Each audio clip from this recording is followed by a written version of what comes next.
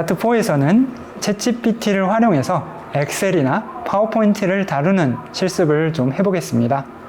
그리고 챗GPT의 고급 기능인 API를 활용하는 것에 대해서도 소개해 드리도록 하겠습니다. 엑셀로 문서 작업을 하실 때 저희가 아직 구체적으로 자료를 수집하기 전 단계에는 엑셀 문서를 가지고 저희가 그 문서를 구조하는 작업을 진행하기가 좀 어렵습니다. 이럴 때 저희가 목 데이터라고 하는 샘플 데이터를 만들어서 실제 엑셀 문서를 먼저 사전에 구조화해보는 작업을 진행할 수 있게 되는데요. 챗GPT를 활용하면 이런 목 데이터라고 부르는 샘플 데이터를 생성하는 작업이 아주 쉬워집니다. 여기서는 학생들의 중간고사 성적을 임의의 데이터로 생성해보는 작업을 해보도록 하겠습니다. 자, 생성되는 과정을 보도록 하겠습니다. 자, 챗GPT가 생성한 중간고사 성적 데이터인데요. 실제로 학번이라던가 학생들의 이름 그리고 과목별 점수를 임의로 잘 생성해낸 것을 볼 수 있습니다. 이 데이터를 활용하면 여러분들은 바로 엑셀의 기능을 활용하셔가지고 엑셀 문서를 편집을 하시고 실제 학생들의 성적 데이터가 이제 확보가 됐을 때 이 구조를 그대로 활용하시면 업무를 좀 더 효율적으로 이렇게 하실 수 있을 것입니다. 자, 엑셀의 여러 가지 고급 기능들, 친숙하게 다루시는 분들도 계실 거고요. 엑셀 자체가 아직은 친숙하지 않은 분들도 많이 계실 겁니다. 엑셀의 기능들이 잘 모르는 기능이 있으시거나 또는 그 구체적으로 활용하는 그 기능이 잘 생각이 나지 않으실 때 챗GPT에게 도움을 요청해 보시는 것도 좋은 방법입니다.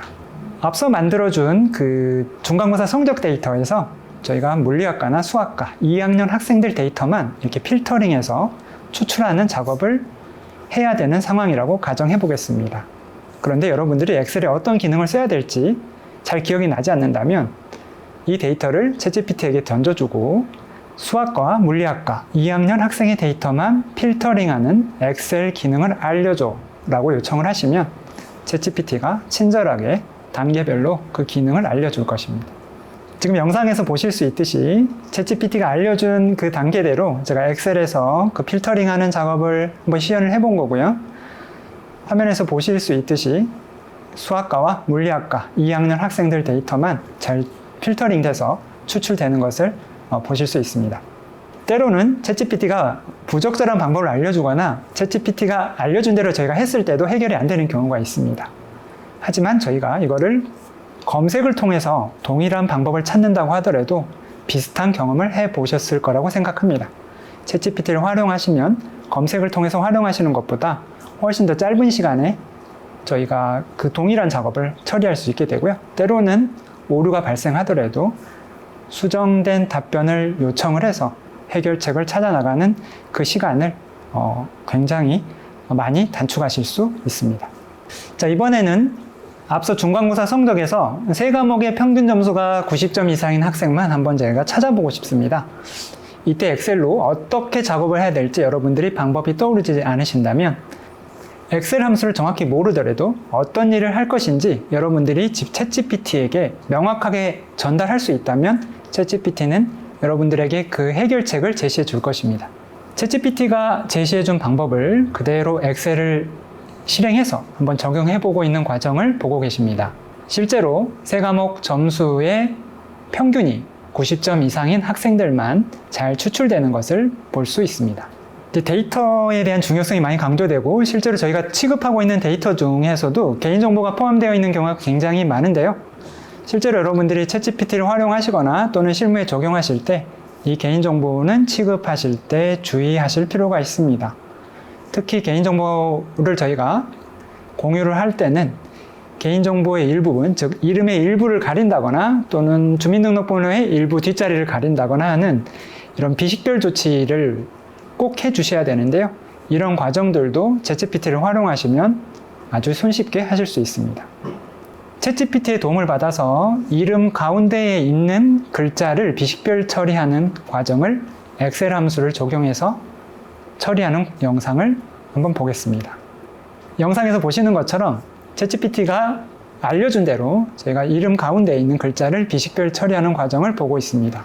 여러분이 어떤 하고 싶은 작업이 계시다면 그거를 주저없이 챗GPT의 입력창을 통해서 한번 물어보시면 어떤 답을 하는지 확인해 보시고 이런 경험들을 통해서 여러분들도 챗GPT를 다루는 방법 그리고 어떻게 챗GPT의 성능을 끌어낼 수 있을 것인지 여러분만의 노하우를 찾으실 수 있을 겁니다. 파워포인트 작업을 하다 보면 이미지나 동영상이 삽입되는 위치가 달라서 이걸 재생했을 때 부자연스러운 느낌을 주는 경우가 있습니다. 이거를 각 슬라이드에 있는 이미지나 동영상을 제가 정렬을 하는 작업을 어떻게 할지 챗GPT에게 물어봤는데요. 챗GPT는 비주얼 베이직이라는 그 프로그램을 이용을 해서 이 과정을 하라고 저한테 제안을 하는데 저희가 비주얼 베이직을 모르더라도 챗GPT가 알려주고 제시해준 이 코드를 그대로 실행을 한번 해보겠습니다.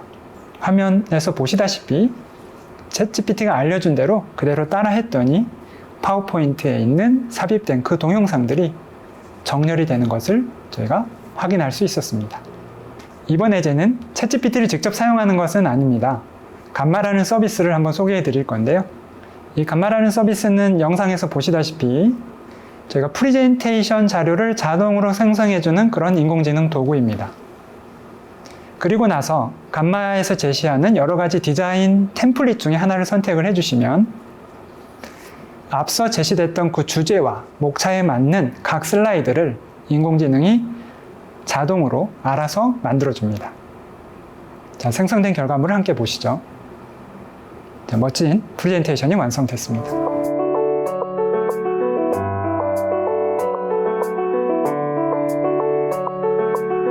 자, 이번에는 오픈AI, 챗GPT 개발사죠. 여기서 개발자들을 위해 제공해주는 API를 소개해드리는 시간을 가져보겠습니다. API를 사용하기 위해서는 별도의 인증키를 발급받아야 하고요. 여러분들이 사용하시는 만큼 별도의 사용료를 내야 합니다. 자, 이번 강의를 통해서 직접 코딩을 해볼 수는 없지만 제가 만들어 본 이 금융 데이터 분석 챗봇이라는 것을 한번 소개해 보는 시간을 가져보겠습니다. 이 챗봇은 제가 챗GPT를 활용해서 코드를 직접 작성해달라고 요청을 했고요. 전체 프로그램을 만드는데 한 10분 정도 시간이 소요됐습니다. 아주 짧은 시간이죠. 이 챗봇은 미국 주식 종목 코드에 해당하는 티커를 입력하면 그 주식의 가격 데이터를 차트로 보여주고요. 그리고 분석 의견을 챗GPT한테 요청해서 AI가 분석해주는 의견으로 이 차트를 설명해주는 그런 형태의 간단한 챗봇입니다. 애플을 뜻하는 AAPL이라는 그 티커를 먼저 입력하고요. 자, 그럼 화면에서 그 애플의 주가 차트가 생성이 됩니다. 자, 사용자는 이 주가 차트를 보고 추가적인 설명을 원한다면 AI 분석 보기라는 버튼을 누릅니다. 이 버튼을 누르면 챗GPT에게 관련 데이터가 요청이 되고요. GPT는 그 데이터를 분석을 해서 이 데이터를 설명할 수 있는 문장을 생성해냅니다. 그리고 사용자에게 그 문장이 이렇게 출력이 되는 것을 보실 수 있습니다. 이 챗봇을 만드는데 10분의 시간, 그리고 여러분들도 쉽게 만들어 보실 수 있고요. 그리고 최근에 GPT에서는 코딩 없이 이런 챗봇을 만들 수 있는 서비스를 출시했습니다. 여러분들도 한번 관심을 가지시고 여러분만의 챗봇을 만들어 보셨으면 좋겠습니다. 자, 강의를 이제 마무리하려고 하는데요. 기존에 챗GPT를 사용해 보신 분도 계셨을 거고 이 강의를 통해서 챗GPT를 처음 접하시는 분도 계실 거라고 생각합니다.